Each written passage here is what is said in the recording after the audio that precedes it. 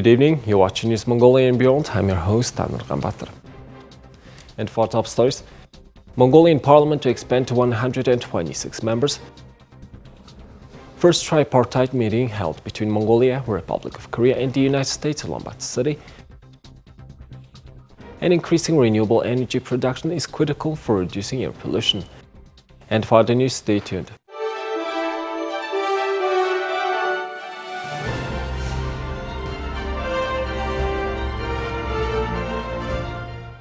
A total of 62 members of Parliament, constituting 91.2%, voted in favor of the complete draft amendment to the Constitution. Consequently, the draft amendment to the Constitution was officially approved, leading to the election of 126 members in the upcoming 2024 parliamentary elections. According to Article 21, Section 1 of the Constitution, Parliament consists of a single chamber with 126 members. The parliamentary elections will follow a mixed system where 78 members will be elected via a first-past-the-post system and the remaining 48 members through proportional representation. The final deliberation on the draft law regarding the process of aligning with the constitutional changes was carried out and ultimately approved. Additionally, the draft law concerning budget projections also received final approval. Following the approval of the constitutional amendments, the Speaker of Parliament, Shatr, addressed the plenary session. In his speech, he expressed gratitude to the members of Parliament and the working group for their contributions. He highlighted the efforts of the parliamentarians in engaging with their respective constituencies and considering public opinions during the extensive discussions. Throughout the third debate, concerns regarding the frequent alterations to the Constitution were raised. This event marks the beginning of the realization of the changes made to the 2019 Constitution. One significant outcome of these changes is the passage of the law on transparency of public information. This alteration has brought several hidden issues to light, including the exposure of scandals involving various state funds and that were concealed for many years. Experts note that by increasing the number of members of parliament, the concentration of power vested in a single individual is diminished, thereby allowing for the inclusion of representatives from diverse sectors of society to work in parliament. Increasing renewable energy production is critical for reducing air pollution, particularly in Mongolia, where the energy sector is a significant contributor to environmental degradation. According to recent studies, the energy sector alone is responsible for over 50% of air pollution and greenhouse gas emissions in the country.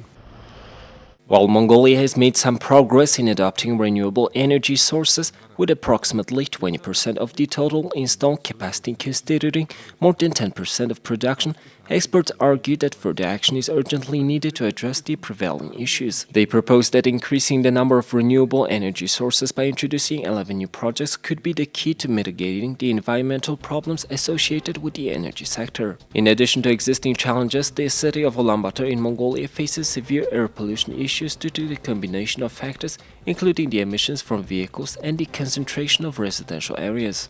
However, transitioning to renewable energy sources can make a significant difference in addressing this issue. By reducing the reliance on fossil fuels and promoting cleaner alternatives, the city can tackle the air pollution problems at its sources. We have done some studies that in Ulaanbaatar city, in addition to the toxic fumes of cars, there are a lot of residential areas, which also cause a lot of air pollution. So when you throw it in, moving it to renewable energy can make a big difference.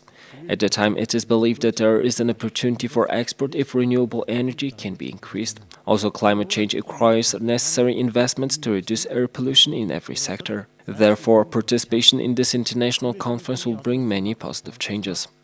Эерэг өөрчлөлтийг авчирна гэж харж байна. A formal meeting was held regarding climate change and clean air. At this meeting, we emphasized the need to increase financing of green loans in Mongolia. Within its framework, we were able to unite on the issue of raising green bonds and improving the use of electric cars in many countries around the world. Recognizing the urgent need to combat climate change and improving air quality, a formal meeting on climate change and clean air was recently convened. The meeting highlighted the importance of increasing financing of green loans in Mongolia. By promoting green bonds and incentivizing investments in renewable energy projects, the country can accelerate its transition to a sustainable energy system and reduce air pollution in various sectors. Furthermore, the meeting emphasized the significance of electric vehicles in reducing emissions. Many countries worldwide are actively improving their electric vehicle infrastructure and encouraging their adoption. By embracing electric cars and promoting their use, Mongolia can also contribute positively to reduce air pollution from the transportation sector, which is a significant source of emissions. The benefits of increasing renewable energy production extend beyond environmental considerations. It offers an opportunity for Mongolia to transition to a more sustainable and resilient energy system, reducing its vulnerability to fluctuations in global energy markets and ensuring long-term energy affordability for its citizens. Now let's take a look at Mongolia's current affairs. The first trilateral meeting between Mongolia, the Republic of Korea, and the United States took place in Ulaanbaatar on May 30. Leading the Mongolian delegation was Bemsorang, Director of the Policy and Planning Department at the Ministry of Foreign Affairs.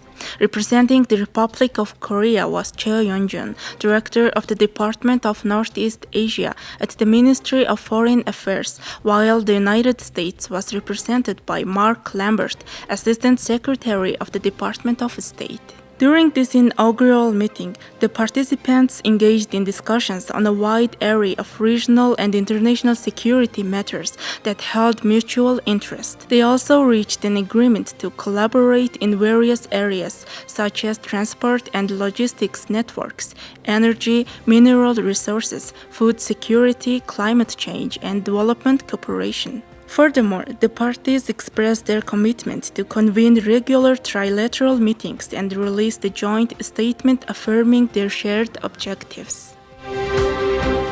Thank you for staying with us. Now let's take a look at the currency exchange rates provided by Mongol Bank.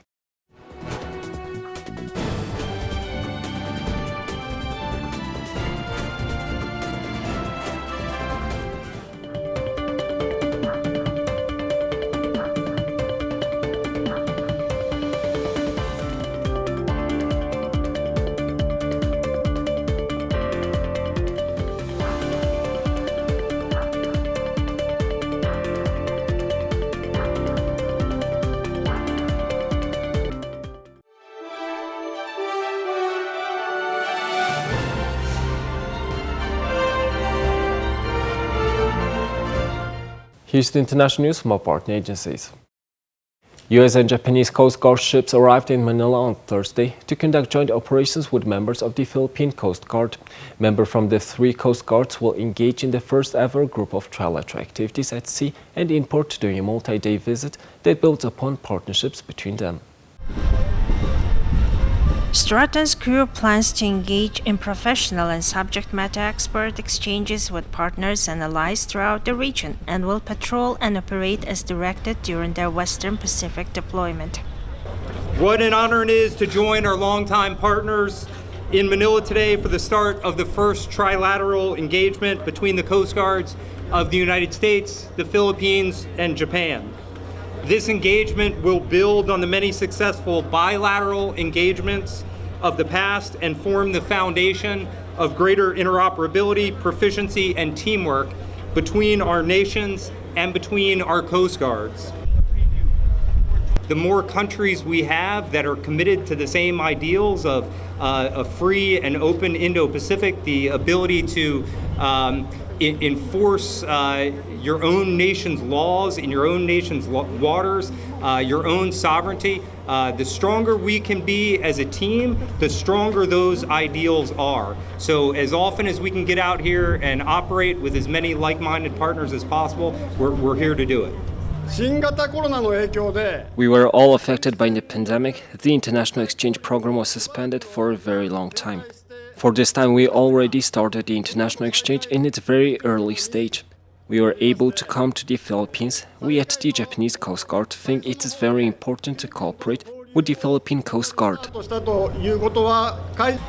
The U.S. Coast Guard's partnerships and presence in the Indo-Pacific have increased in recent years. Stratton's current Western Pacific patrol is the Qatar's second patrol in the region, and one of the 7 national security cutter deployments to the Western Pacific since 2019. Nepal Prime Minister Pushpa Kamal Dahal held talks with his Indian counterpart on Thursday as India and its rival China bid for influence in the tiny Himalayan nation as part of a greater regional power struggle. Dahal met Narendra Modi in New Delhi during a 4-day visit to India, his first trip abroad since taking office last December. After the meeting, the two prime ministers remotely inaugurated several projects, including a cargo railway line and 2 border checkpoints, and oversaw the signing of a slew of agreements. Modi said they agreed to further deepen their historic ties and take the relations to Himalayan heights. He said they agreed to resolve all their outstanding issues, including a border dispute. In our meeting today, we discussed the ways to further strengthen cooperation in diverse areas including trade, transit, investment, hydropower development, power trade, irrigation, agriculture, connectivity, including air entry routes, railways, bridge, transmission line, expansion of petroleum pipeline, construction of integrated checkposts, as well as cultural and people-to-people contact. Dahal said at the joint news conference that they reviewed ongoing projects and discussed ways to further cooperate in connectivity, energy, and people-to-people contact. New Nepalese prime ministers traditionally visit neighboring India soon after taking office. Nepal is bordered on 3 sides by India with an open frontier allowing traffic without passports or visas. Until recently, India was a dominant force in Nepal, but China's involvement has grown in the last few years. China has invested in the building of airports, highways, and hydropower projects. Beijing views Nepal as a key to its massive transcontinental infrastructure, Belt and Road initiative that builds on old Silk Road routes that once connected China to the west. Landlocked Nepal, however, remains dependent on India for all its oil needs and many other necessities. Here's the weather forecast of all major cities.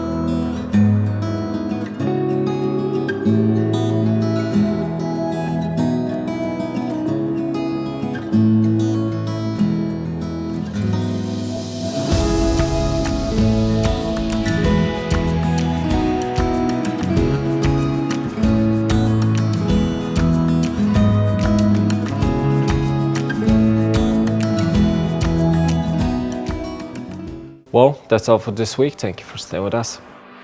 We'll see you next week with more news and updates. Have a nice evening. Goodbye.